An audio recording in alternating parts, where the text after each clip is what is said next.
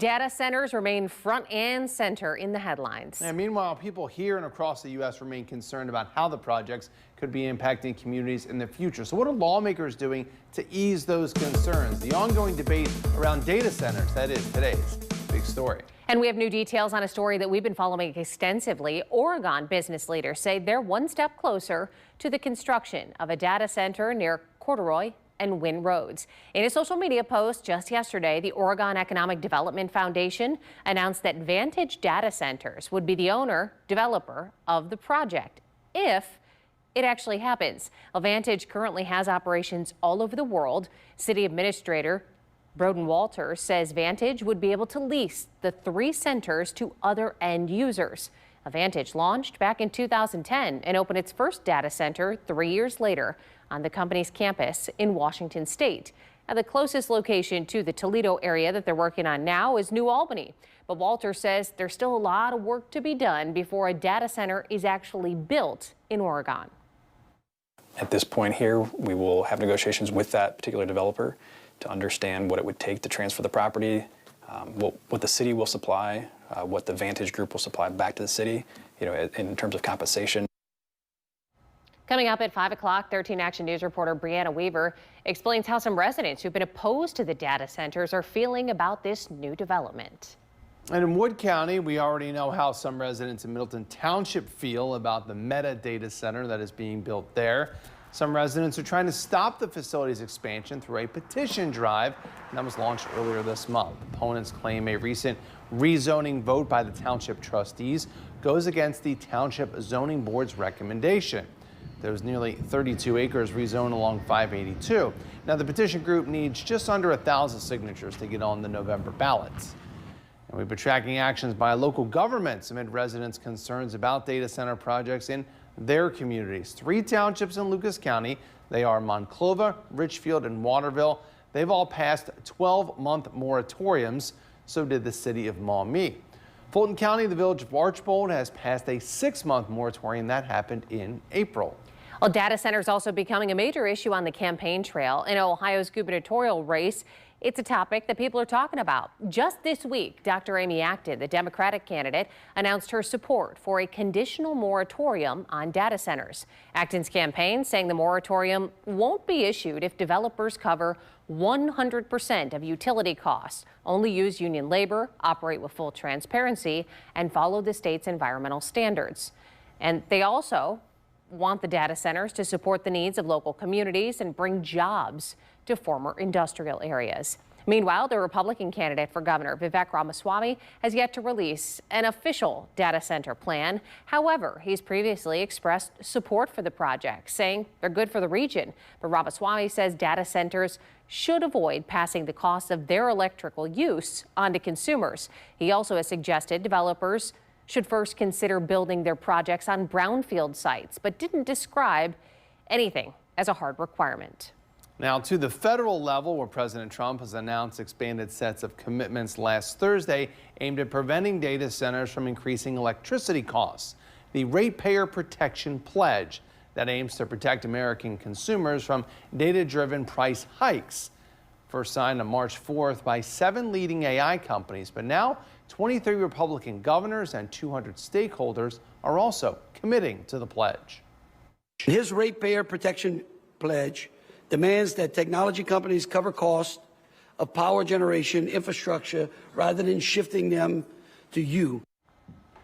Experts say the pledge is voluntary, though. It means energy prices could still rise unless state regulatory commissions pass changes in that way, but they do believe it's a step in the right direction.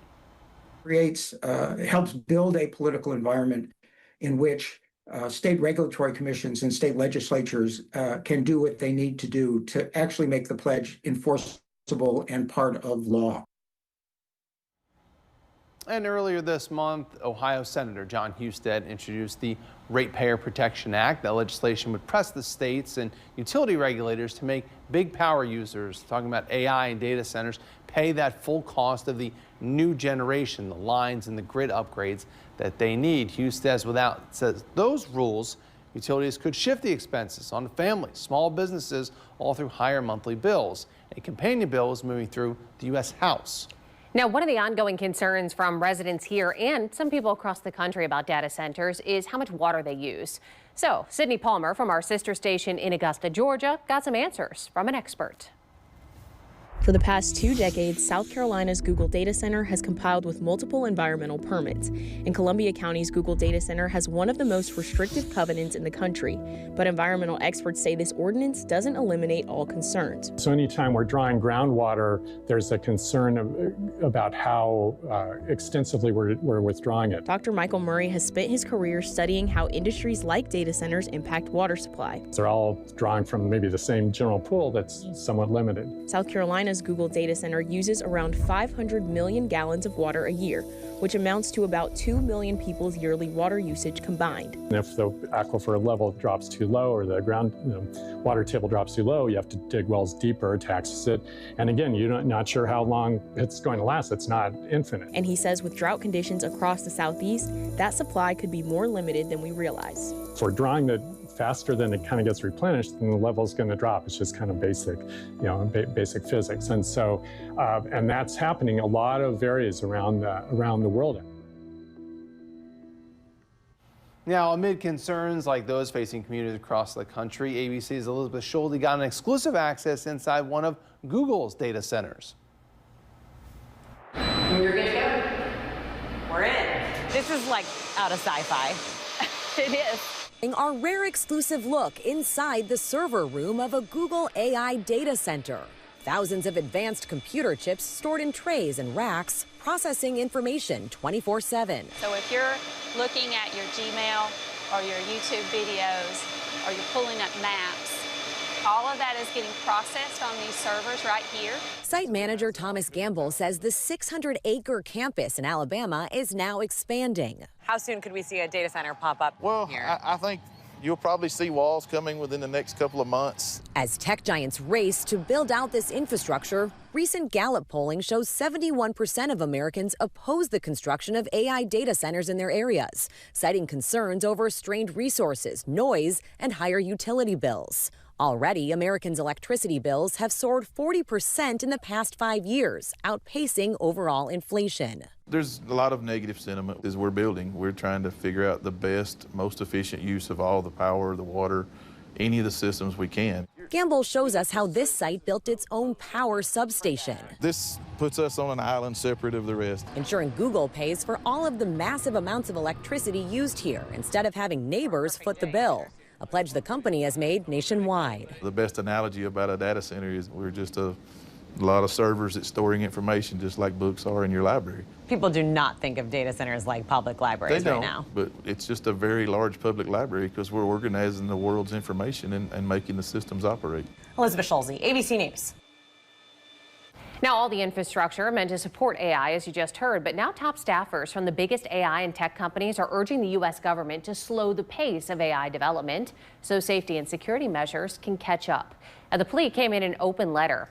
Among the more than 1,000 AI employees who signed the letter, the chief scientist of OpenAI and one of its original co-founders, as well as some of Anthropic's co-founders. Vice presidents at Meta and Google also signed the letter.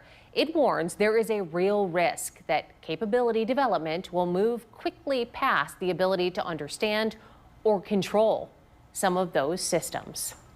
And as the data center debate continues all over the country, including right here in our neighborhoods, we'll keep you updated on the latest developments and stay on top of any changes to policy, politics, everything behind the projects. You can find us on air, online, and wherever you are streaming 13 Action News.